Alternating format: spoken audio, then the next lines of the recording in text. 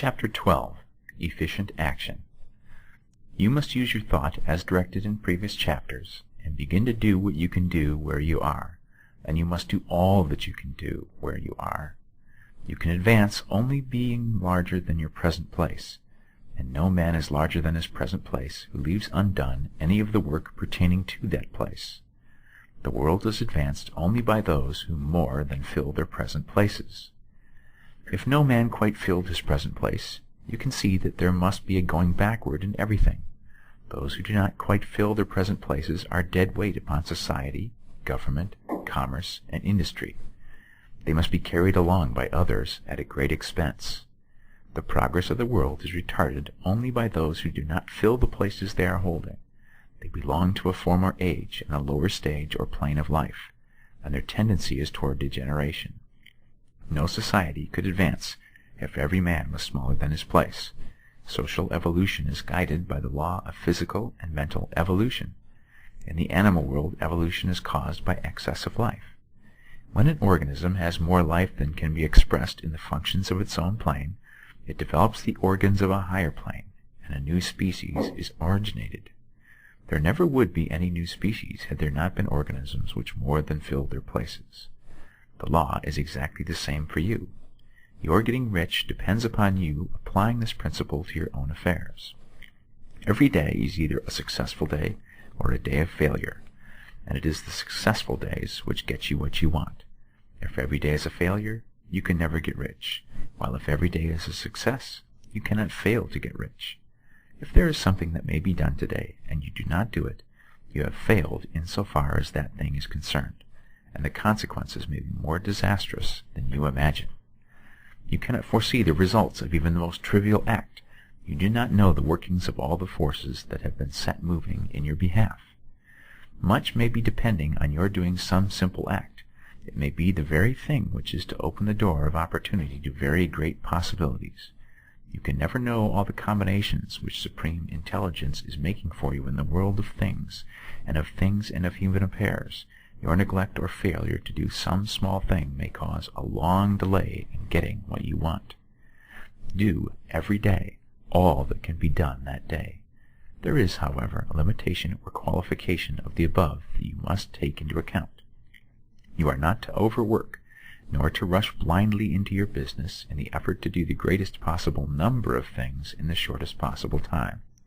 You are not to try to do tomorrow's work today, nor to do a week's work in a day. It is really not the number of things you do, but the efficiency of each separate act that counts. Every act is, in itself, either a success or a failure. Every act is, in itself, either effective or inefficient. Every inefficient act is a failure, and if you spend your life in doing inefficient acts, your whole life will be a failure. The more things you do, the worse for you if all your acts are inefficient ones. On the other hand, every efficient act is a success in itself, and if every act of your life is an efficient one, your whole life must be a success. The cause of failure is doing too many things in an inefficient manner and not doing enough things in an efficient manner. You will see that it is a self-evident proposition that if you do not do any inefficient acts, and if you do a sufficient number of efficient acts, you will become rich. If, now, it is possible for you to make each act an efficient one, you will see again that the getting of riches is reduced to an exact science, like mathematics. The matter turns, then, on the questions whether you can make each separate act a success in itself. And this you can certainly do. You can make each act a success because all power is working with you, and all power cannot fail. Power is at your service, and to make each act efficient, you have only to put power into it. Every action is either strong or weak, and when every one is strong, you are acting in a certain way which will make you rich. Every act can be made strong and efficient by holding your vision while you are doing it, and putting the whole power of your faith and purpose into it. It is at this point that people fail who separate mental power from personal action. They use the power of mind in one place and at one time, and they act in another place and at another time. So their acts are not successful in themselves. Too many of them are inefficient. But if all power goes into every act, no no matter how commonplace, every act will be a success in itself.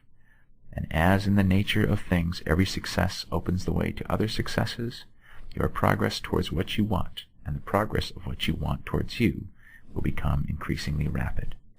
Remember that successful action is cumulative in its results. Since the desire for more life is inherent in all things, when a man begins to move towards larger life, more things attach themselves to him, and the influence of his desire is multiplied. Do, every day, all that you can do that day, and do each act in an efficient manner. In saying that you must hold your vision while you are doing each act, however trivial or commonplace, I do not mean to say that it is necessary at all times to see the vision distinctly to its smallest detail. It should be the work of your leisure hours to use your imagination on the details of your vision, and to contemplate them until they are firmly fixed upon memory. If you wish speedy results, spend practically all of your spare time in this practice. By continuous contemplation, you will get the picture of what you want, even to the smallest details, so firmly fixed upon your mind, and so completely transferred to the mind of formless substance, that in your working hours you need only to mentally refer to the picture to stimulate your faith and purpose, and cause your best effort to be put forth. Contemplate your picture in your leisure hours until your consciousness is so full of it that you can grasp it instantly. You will become so enthused with its bright promises that the mere thought of it will call forth the strongest energies of your whole being. Let us again repeat our syllabus, and by slightly changing the closing statements, bring it to the point we have now reached. 1.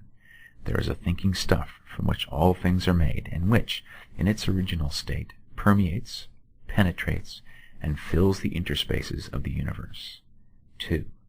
A thought in this substance produces the thing that is imaged by the thought. 3. Man can form things in his thought, and, by impressing his thought upon formless substance, can cause the thing he thinks about to be created. 4. In order to do this, man must pass from the competitive to the creative mind. He must form a clear mental picture of the things he wants, and do, with faith and purpose, all that can be done each day, doing each separate thing in an efficient manner.